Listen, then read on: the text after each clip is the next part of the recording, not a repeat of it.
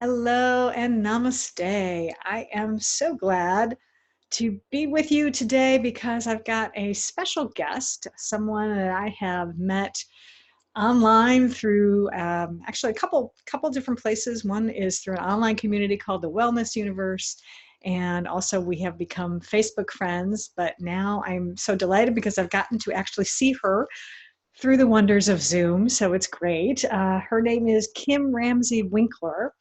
And she has been on her own healing journey most of her adult life, as well as being able to help others heal and find their inner light, which is something that I love especially. She has, back in 2005, a friend introduced her to something called Chios energy healing, which she's going to share some more about that because it was something I had never heard of. But it is a modality that treats and repairs the human energy system to facilitate emotional and physical healing, which sounds really awesome to me. In 2006, she attained the level of Certified Chios Master Teacher and began offering healing sessions and instructions to others. And her compassion and calming energy and skills with the modality have helped bring healing to numerous clients, both in the Boston area, where she has her practice, River Evolutions, and also she's able to offer online and distance healing to clients around the world, which is pretty cool. Kim is also an abuse survivor, so that makes her especially sensitive to the needs of other survivors. And she's experienced with working with people who are neurodivergent, touch averse, or who live with mental illness, and welcomes clients from the LGBTQIA community or who live alternative lifestyles or relationship styles. And so I personally am really happy to have Kim joining us today. So welcome. Thank you, Gloria. I'm really excited to join you today. Thanks. Well, one of the things that you mentioned, or that I know is part of who you are, and something that is very close to me, is helping people find their inner light. Because I'm all about helping people shine their divine light. That's sort of where I come from. But what does that mean to you, that expression, to helping people find their inner light? I believe that everyone has light inside them. Some, for some, it shines brighter than others.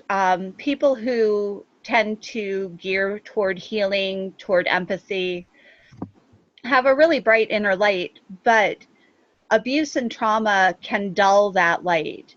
If you're in a situation where you're being abused or bullied and you're constantly being told you're nothing, you're worthless, that light starts to get eclipsed. Especially if it starts as a child, you learn that not only do you not have an inner light, but that you're nothing. Mm. And that light becomes obscured by what I call the muck of other people's words. Mm.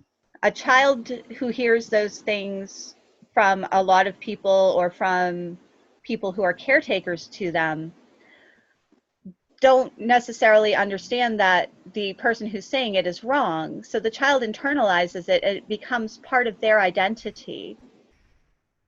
And when you've formed your identity around these negative things that you've been told about yourself, your light is still there, but it's very hard to find. Mm. Yeah, absolutely. I can definitely relate to that because I definitely was bullied as a child and went through mostly emotional abuse from my mother. I loved her. God rest her soul. She was a wonderful person, but she had her own stuff that she had gone through, and it didn't help matters for her as well. So it's definitely taken me a long time to heal from that and to be able to let my light shine as well. But I guess that's part of what you do with Chios, right? So how does that help people who have gone through trauma? Chios is essentially a means of rebalancing your energy system and removing blocks, restoring flow so that your energy system is optimized. The process, because it does stir up energy, can stir up things from the past. And in my personal case, I was struggling to integrate my past with my present back in 2005 when all this started for me. Mm. Um, and there were many things from my past that I had buried instead of dealing with. Mm. When a friend of mine said, you know, I do this thing called Chios, I think a session would help you. And I said, sure. That initial session brought up a lot of the things that I had buried. And they weren't things that I had forgotten. They were just things I had chosen not to allow to be in my conscious brain. Right. But I had never dealt with them. I had just kind of, as I put it, locked them in a metal strong box in the back of my brain and shoved that into the back of a mental closet. Sure. So having those things brought up by the energy shifts that occurred with the healing session was difficult and painful, but it was also beneficial because I was able to deal with them. I was able to get help.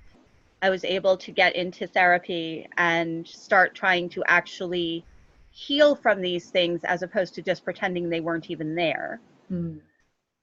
Yeah. That's so important because it is tough.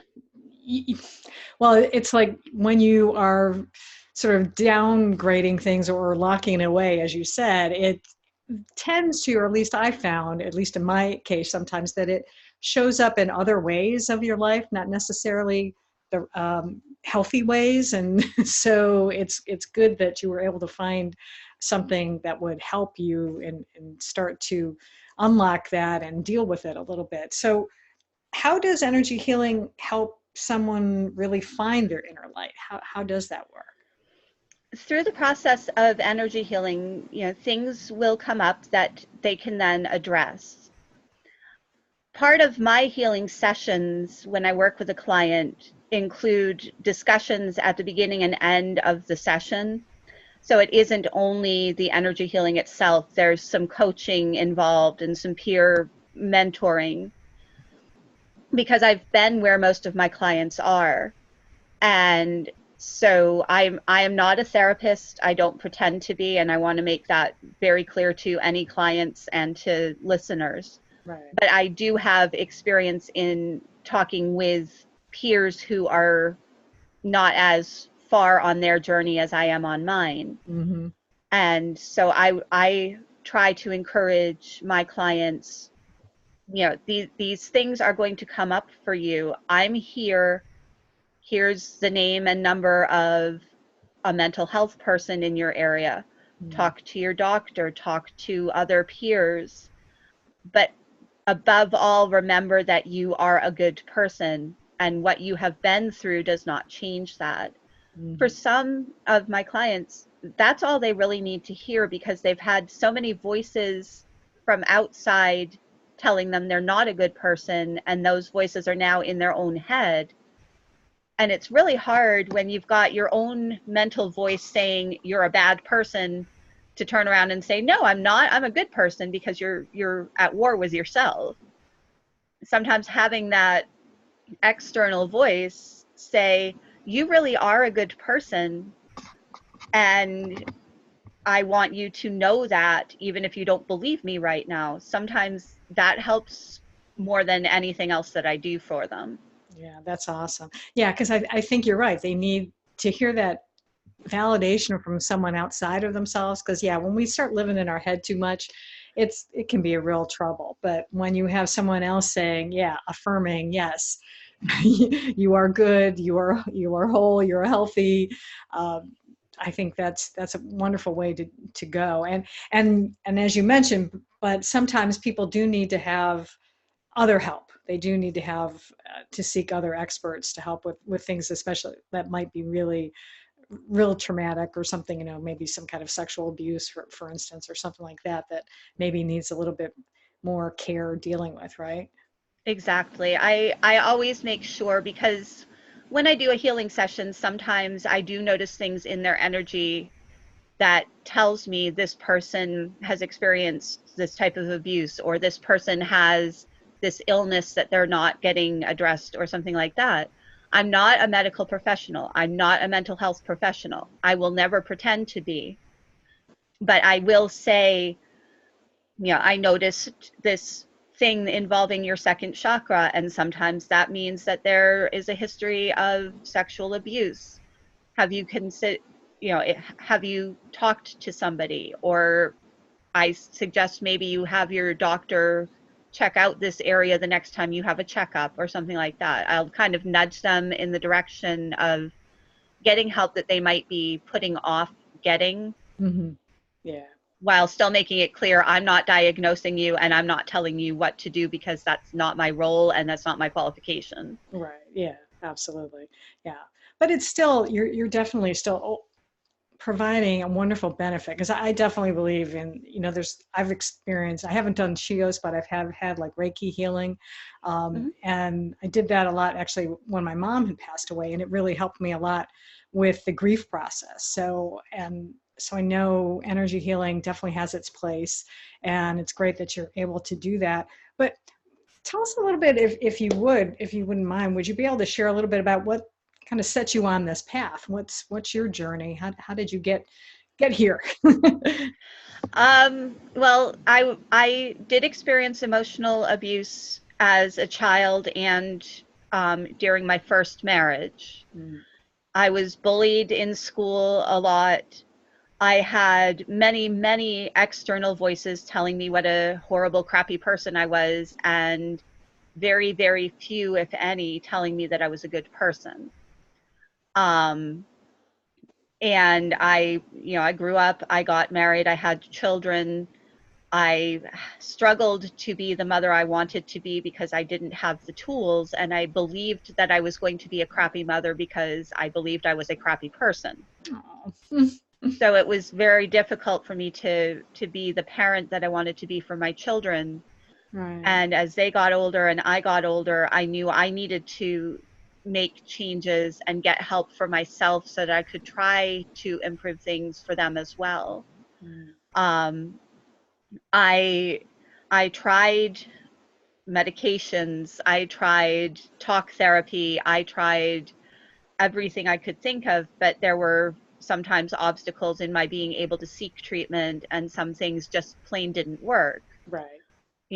Everything works for someone, but nothing works for everyone. Right. That's true. So I kept finding the things that didn't work for me. Mm, And then when my friend offered me the Chios session, I figured, well, nothing else has worked, but why not? right. Right. And it worked. Mm, It brought things up. I was able to get help. I was able to see more clearly the areas that I needed the most work on. And I knew at that point that I needed to learn it so that I could try to help other people. mhm, And my goal has always been to keep people from reaching the point I reached, mm, yeah. because I reached a really low point for a while there. Yeah. And I want to find people before they are at that low Mhm. and tell them what I needed to hear that would have kept me from getting there. Mm, that's awesome. So how does it, can you tell us a little bit how it works? Do you find that you can handle things with a client maybe in, one or two sessions, or does it require a little bit more work? I suppose it probably depends on the person. It's probably no cases alike, but can you share a little bit about that? I recommend that clients have recurring sessions for the same reason that I recommend that people don't visit a doctor once in their life and never again. Because even when you don't have a trauma history, day-to-day life wears down your body, and it weighs down your energy system, and Mm, it weighs down your mind. yeah. And having regular energy healing sessions helps address things from your past, but it also helps address just the regular wear and tear that anybody is going to experience, because that's what life is. Right. Well, that's good. That's good to know. Um, I might have to check in with you soon because and see what a session will be like for myself, because like I say, I still, well, because I know what you mean. It's like there are still, even though I've done a lot of work on myself over the years, stuff still comes up, and just even day-to-day things come up, and then some days you do better at dealing with them than others, and if you can have someone to rely on like yourself to get a little tune up, like we have to get our cars tuned up, for heaven's sakes, right? Exactly. Exactly. Some people put more effort into keeping their cars tuned up than keeping themselves tuned up, which is unfortunate, but I think that's a side effect of the abuse and bullying that some people experience. They don't believe they're worth keeping themselves tuned up. Yeah, that's true. Yeah, which is a shame. And one of the reasons why I started this podcast is because I want to be able to, I guess, empower others and let them know that you are worthy, you are enough, and that you are meant to shine your light, like you said, to be able to shine, to reveal your inner light and be able to live a full life, however that looks like, because it's going to look different for everybody. But you're not meant to just suffer and be miserable and think that you're not good enough. Exactly. We're all created by the same creative power. Mm-hmm. And we are all created as abundantly worthy, abundantly lovable, and abundantly deserving to exist. Other people are what convince us otherwise. Yeah, absolutely.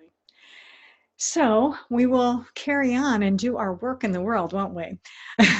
Exactly. So how, if someone wants to be able to get a hold of you and maybe, start exploring possibly doing a Chio session, what's the best way for people to contact you? People can visit my website, riverflowhealing.com or riverevolutions.com. It's the same website, but I've changed my business name. Um, they can also find me on Facebook. I have a Facebook page for River Evolutions. And they can email me, kim@riverflowhealing.com. Okay, awesome.